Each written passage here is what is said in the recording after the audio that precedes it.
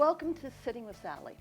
You may or may not know that I have retired from my everyday job, and suddenly I have a bit of time on my hands, and I started thinking about retirement. I actually started thinking about retirement several years ago, what it means, what is life like after you retire. And I've been talking to a lot of friends. And one person I started talking to was Cheryl. Cheryl Kinney Matheson retired about 2 years ago from Knox United Church, where she was Morven full-time minister.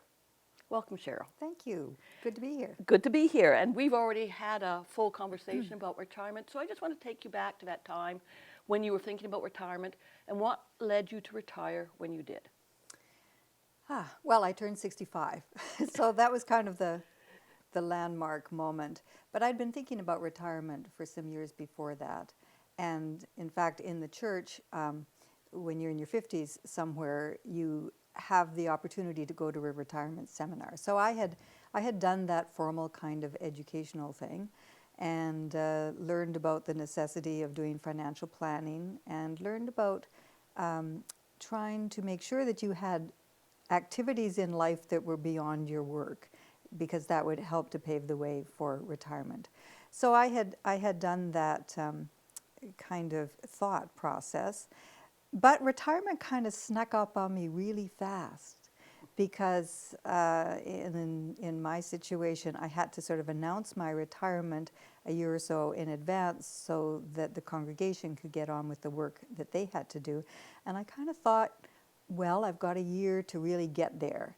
But that year went by really fast, and I got propelled into retirement almost before I was truly ready, I would say. So when you were taking on the seminars and learning about it, it was always there a little bit ahead of you, a little bit ahead of you. It was ahead of me, yes. It was ahead of me.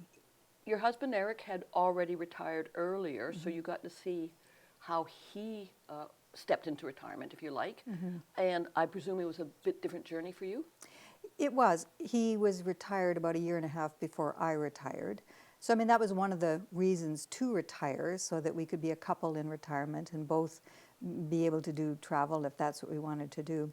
The difference, though, was that Eric had something he really wanted to do when he retired, and that was to paint. He paints very well, but painting is a solitary activity. It requires quite a lot of time. He didn't have a lot of time for that when working, and so he wanted to retire to do something, to do art. And I didn't really have that something that I wanted to do when I retired. So I think that was a big difference. He was retiring for the opportunity to do something he hadn't had time for, and I was retiring into, well, now what? Now what? And I must admit, that's a bit how it, now what? Now what? There's a lot of time. Yeah. So, but you had done your homework. You'd taken the courses, you spoke to people. Yeah. How did it prepare you? That's an interesting question. I would say that it prepared me kind of intellectually, like I could go through a little checklist and say, you know, yes, we've done some financial planning, and yes, I have some awareness of some aspects of retirement. And yes, I don't have to eat cat food. But you know, for me anyway, it was something that I had to live into. I don't think that I was either open to really hear some of the aspects of retirement before I retired, or I just had to experience it for myself, because the sort of emotional piece of retirement and the impact of retirement hadn't been explained, or hadn't been explained in a way that I was able to kind of grasp it. So I had to just get there and learn. A bit of a journey then. It was a journey. Yeah, it was a journey. And what I have come to say is that it's a transition.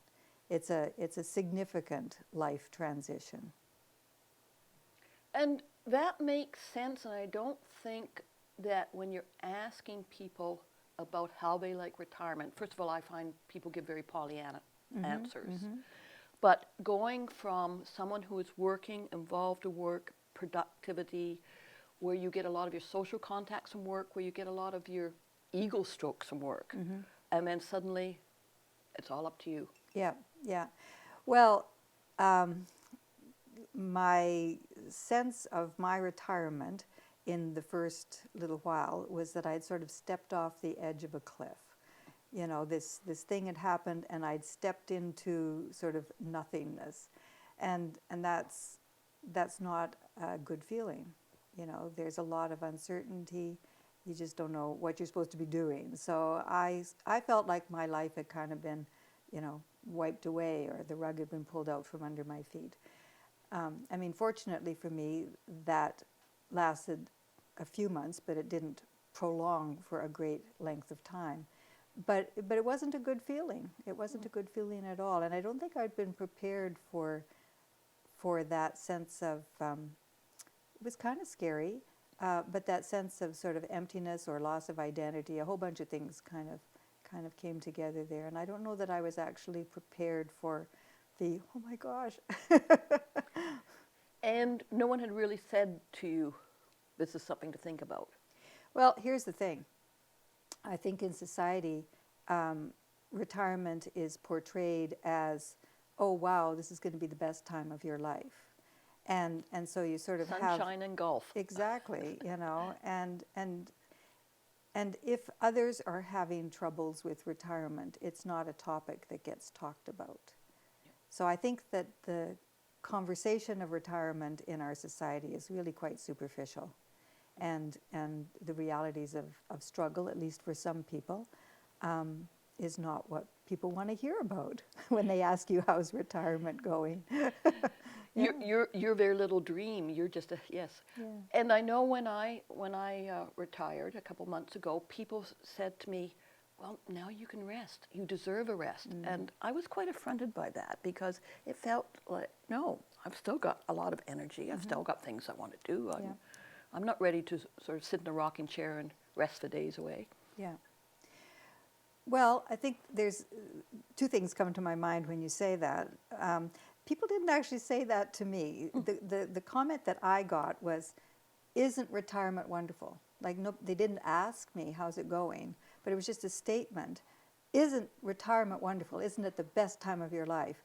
And in those months when it wasn't, I was very irritated by that comment. And I recall with one unfortunate woman that I was a tad sharp in my response, because, like, no, you know, It's no. hard. Now, the thing about rest, though, is that for some people who have worked hard, there is a fatigue factor, and when you retire, you need to catch up a little bit on rest. So there is some truth to the rest piece. But I don't think that you nor I were wanting to retire into rest. That wasn't how we looked at the next chapter of our lives. Well, it's interesting because you've talked about it being a transition, and I Yeah. fully agree with you. And I was thinking, as you're talking about that, another transition is motherhood. And the same thing when people say, isn't motherhood wonderful? And if you're having a really tough time about it, Yeah. you almost feel you can't speak up because there must be something wrong with you. Exactly. And I guess the same thing with retirement. If you're saying, no, it's hard. Yeah. I don't think it's fair to just have that one image and then to sort of plant that on the newly retired. So my caution for people who are meeting newly retired people is to not sort of paint a picture of how their retirement is going without actually knowing something about it. A better question to ask is just, how are you? Or how's retirement going? How are you finding it? But don't assume. All right, and we will come right back to have this discussion about the challenge of retirement and the transition into someone else.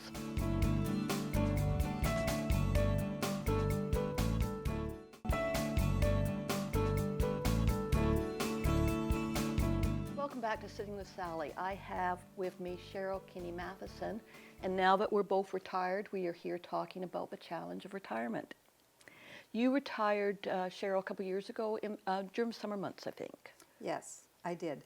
I retired, so my effective retirement date was the 1st of August. And usually I had my holidays in the summer. So when I retired, I just went into what was kind of normal holiday mode.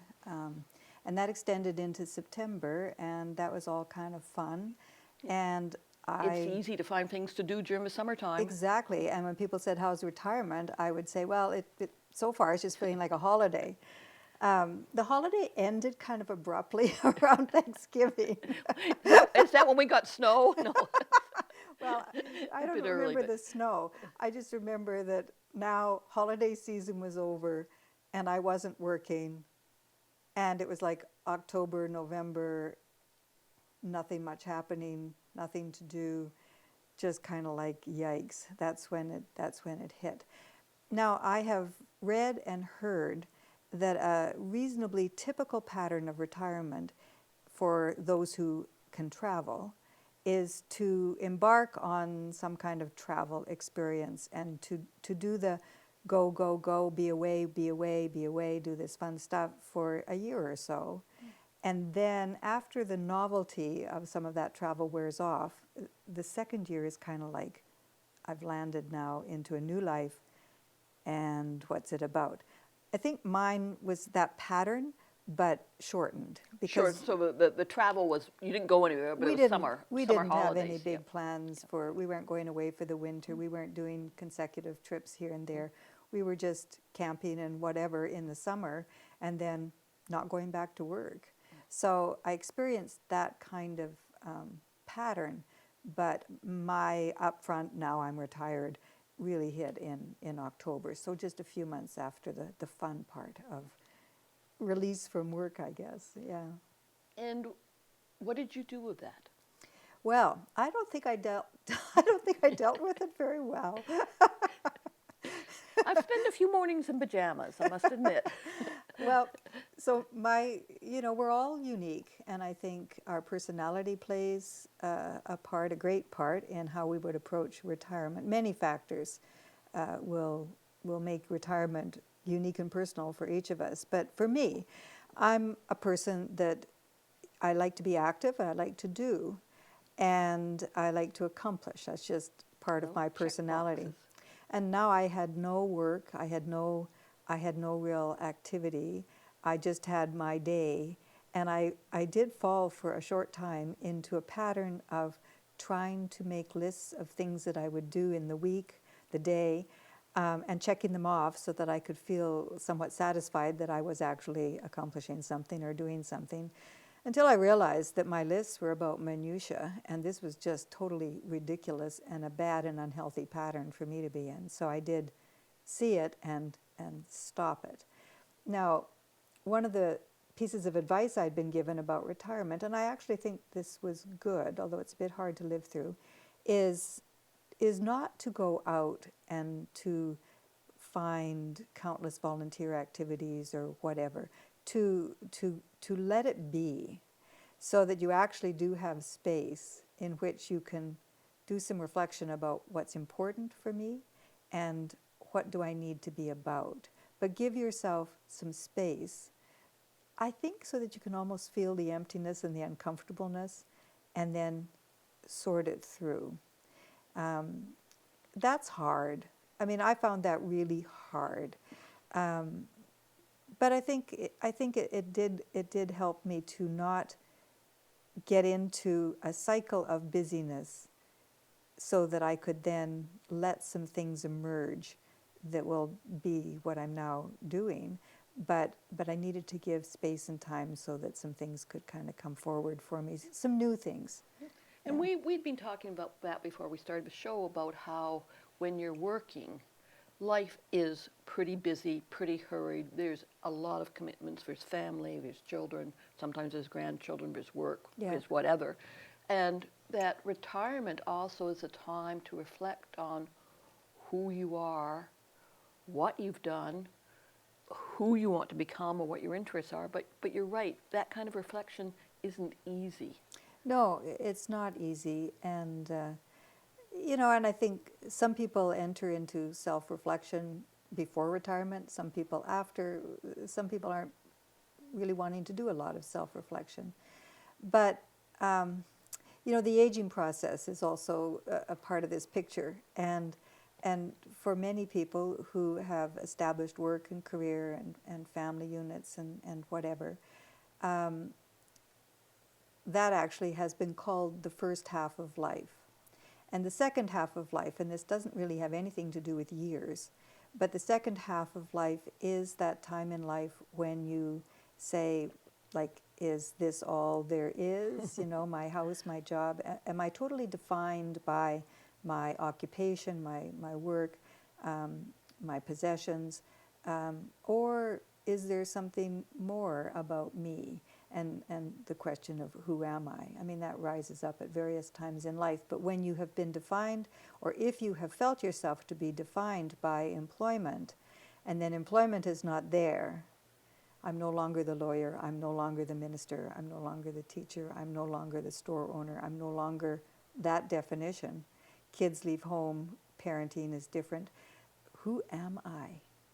And it boils down to a very It's a spiritual question. Yes, It's yes. a very spiritual question, yeah. And especially since professionally, who I am or who am I has been so defined for so many years.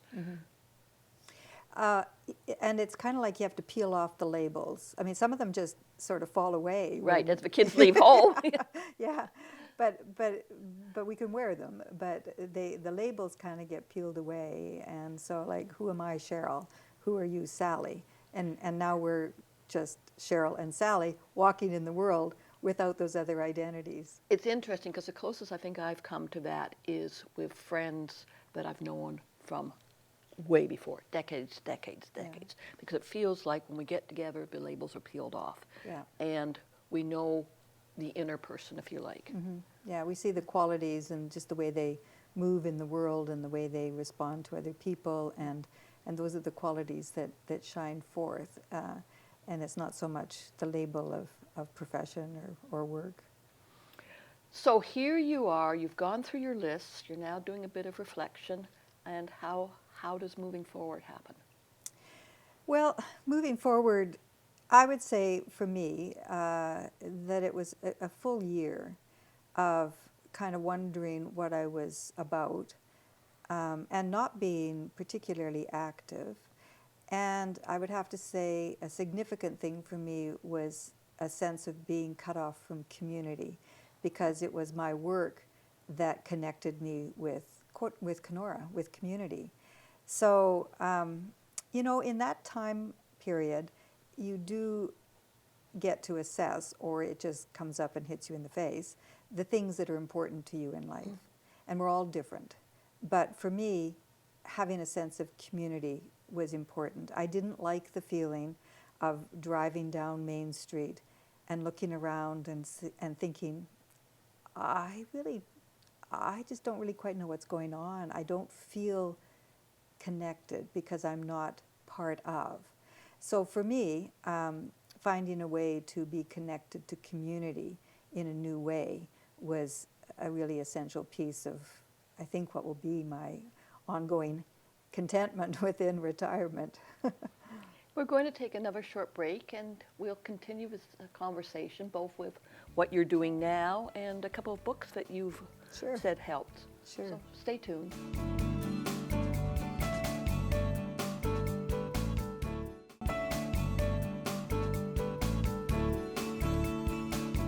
Welcome back to Sitting with Sallie. I'm talking with Cheryl Kinney Matheson about retirement, the challenges, and how you found yourself. You said it took about a year, and then voila. Well, we were talking about, at least for me, a sense of desire to be connected with community, but I needed to find a new way to have that happen. So, you know, a phone call came one day, and it came from Gord Desjans of Twilight Theatre, and right now I'm production manager for this upcoming show. I have never done anything like that before in my life. So it was like, what? But the task requires organizational skills. I have organizational skills. So I was able to sort of pull some of my gifts from my workplace, but into a totally new environment. So here I am connecting with community, very much so. A delightful piece of it is that this theater company is an intergenerational community. So I'm not with any particular age group. I'm with a variety of age groups, and I'm meeting new people, people that I did not know before. So it's an opportunity to learn. It's an opportunity to meet new people, and that's actually really fun. So I would never have volunteered for that. It just sort of happened, and I was so glad that I had not filled my calendar with a whole slew of stuff so that I had the space and time to be able to take this on.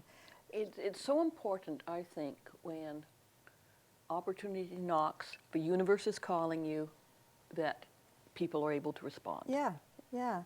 So that's just been a real gift. So fun, hard work, but fun. Yeah, it's a considerable amount of work, but yeah, I'm having a good time with it, and learning is important. So I'm learning some new things. I did not know the behind the scenes of theater work at all, and now I'm learning. So that's good. That's good for me. That's something that I need in my retirement, is an opportunity to connect and learn. And be with community. Yeah, yeah. That's great. We had also talked earlier about a couple of books that you found quite helpful. And I brought them. So I don't know, exactly what how-to books there are around retirement out there, and because I've worked in the area of spirituality for most of my life, I lean towards books that have that depth to them. So one that I really like is this one by Richard Rohr. Falling Upward. Falling Upward. But Richard Rohr speaks about the first half of life and the second half of life. We mentioned that earlier. And so he talks about the importance in the first half of life of building the container, which is us and our home and our career and all of that sort of thing. And the second half of life, work, and its work, is to come to a deeper understanding of what fills that container. So who are we really? And so he talks about that, and he talks about it as an adventure. It helps, I think, in approaching this part of life to know that there is so much more to learn just about you. And it's an opportunity then to do that self-discovery. It also sounds like it's talking about gaining wisdom. Very much so, very much so. Moving from adult to elder in the really good sense of the word elder, one who holds some life wisdom. And so this book, which is by Parker Palmer, On the Brink of Everything, Grace, Gravity, and Getting Old, he actually reflects on his own life and the wisdom that he has learned. And he's written a lot of books. He's written a lot of books, yes, a lot of books about leadership, a variety of topics, but a lot of books about the courage of leadership. But he reflects on, the things that he has learned in life. And probably as I go on, because I haven't done this written reflection yet, but probably as I go on, I might do some writing about, what have I learned about life? Because we've all had life lessons. And there are things that we can all pass on to the next generation. And I don't think that a lot is, well, I know that there's not a lot said about this last chapter of life, this retirement through to death. And yet it's really quite a rich time. And it's shrouded. It's like you step through a curtain. There's that curtain and the rest of life happens, and then suddenly you get to retirement. But there's a lot of wisdom, there's a lot of growth in this time, and there's a lot of wisdom that is already within us, but also to be further gleaned, and I think shared with the generation to come, so that they can better understand this transition than I think our generation has been able to grasp it, because we have not been well mentored into this phase. And I think learning is important, because that was one of my concerns as I stepped into retirement, that if I didn't find ways to keep learning, my brain would just turn to mush, and it really bothered me. Yeah. And I remember trying to have conversations with people, and I would often get blank looks. It's, not quite understanding what I was talking about. So if someone was if talking to you, okay, they're thinking of retiring in the next few months, what kind of things would you suggest to them? Well, I think to appreciate that we're all different. We all approach retirement differently, and my retirement is not the same as your retirement or the next person's retirement. And so to know that there's uniqueness there. I would use the word transition and indicate that they may find this to be a challenging transition, but to appreciate that retirement is a significant life transition, and to not expect that you're going to move into it quickly or necessarily easily, but to just know that this is a time to be honored and a time to be appreciated as transition. And when you're talking about transition, I guess also to give yourself the time to make the transition. Yes. Because we want things to happen now. Yes. And I was speaking to a friend just yesterday who also held up that it is a good time to really do some self-care. Because if you've come from a hectic work life and family life or whatever you're sort of moving from, chances are you've been running and busy and probably not taking the care that one needs to take for self. So look on this, at least initially, as a really good opportunity to catch up on some self-care. Especially some sleep. And some sleep, yeah. Yeah.